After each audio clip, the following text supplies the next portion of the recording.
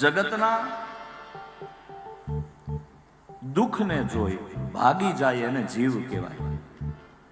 જગતના દુઃખને જોઈ ભાગી જાય, મોઢું ફેરવી લે એને જીવ કહેવાય. પણ કોકના દુઃખને ઝેરનો ઘૂંટડો કરીને પી જાય એને મારો મહાદેવ કહેવાય. દેખાય છે એવા ગુણો અંદર નથી હોતા. દેખાય છે એવા ગુણો અંદર નથી હોતા. અને જગતના ઝેર પીનારા બધા શંકર નથી હોતા. 10માના 3 પેપરમાં નપાસ થઈ જાય, મોનોકોટન બાટલી ગટગટાવીને આડે પડખે પડી જાય, પછી કે મને કોક હોસ્પિટલ લઈ જાઓ, એને મહાદેવ ન કહેવાય. બીજાના સુખને માટે જેણે વિષ પીધા હોય એ મહાદેવ છે.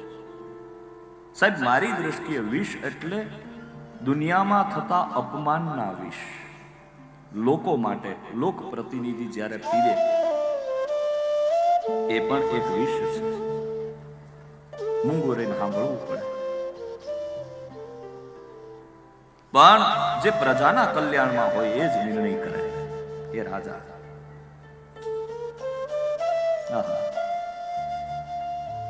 ભગવાન મહાદેવ પાસે જઈને બધાએ માંગ્યું છે, હે મહાદેવ, આ વિષને તમે પચાવો. કોકના ઘરે જઈ મહેમાન બનીને અને કોક આપણી આગતા સ્વાગતા કરે, સરસ મજાનું બધું પાણી બાણી પૂછે, ચા પાણી કરાવે, અને પછી આપણે એને એમ કહીએ તમારું એક કામ છે. તો કે શું કામ છે? બોલે આ વિષનો ઘડો છે, તમે પી જાઓ. સારું લાગે? પણ ભગવાન ભોળાનાથ એ ઘડાને લઈ એક પ્રશ્ન નથી કર્યો સાહેબ.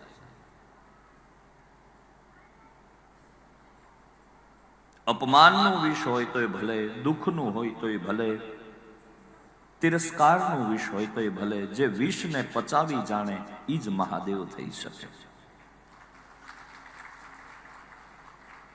ભગવાન મહાદેવે ઘટ ઘટ ઘટ 3 ઘૂંટડામાં બધું જ વિષ ભગવાન મહાદેવે પચાવ્યું છે.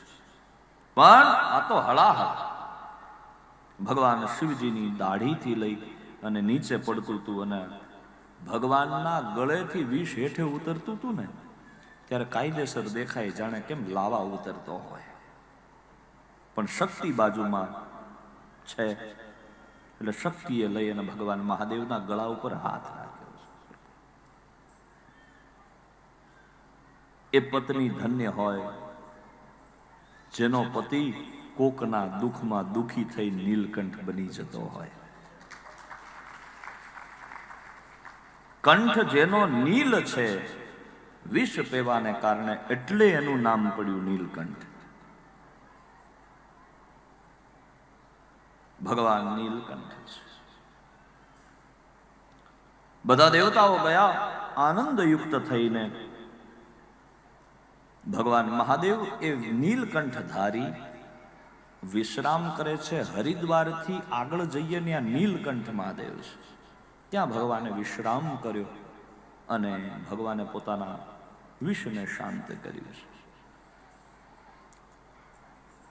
શિવ શિવ શિવ શિવ શિવ શિવ શિવ શિવ શિવ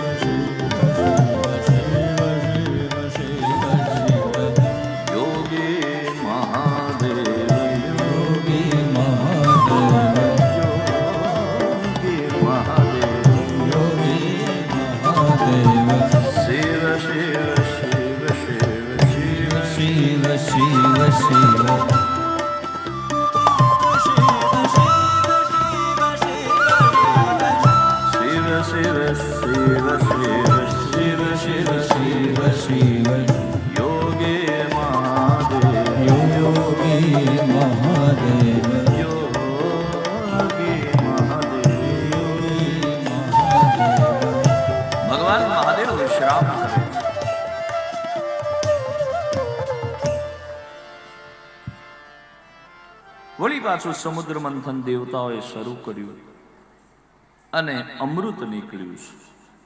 ધન્વંતરી પ્રગટ થયા. આ અમૃત શું છે? મારી દ્રષ્ટિએ આ સંસારમાં રહેવું હોય અને તમારો સરળ અને સારો સ્વભાવ એ અમૃત છે.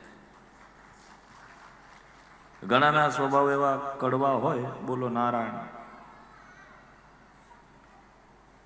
કે ઈ બોલે તોય પાણા પડે. આપણને એમ થાય કે આ ક્યાંથી આવતો? આપણે ક્યાંથી આવો તો કે ચૂલામાંથી, એટલે જ એટલો ધગસ, બોલો નારાયણ. ઘણા હોય, બહુ અદભુત હોય. તમારો સારો સ્વભાવ એ જ તમારા જીવનનું પ્રતિબિંબ છે.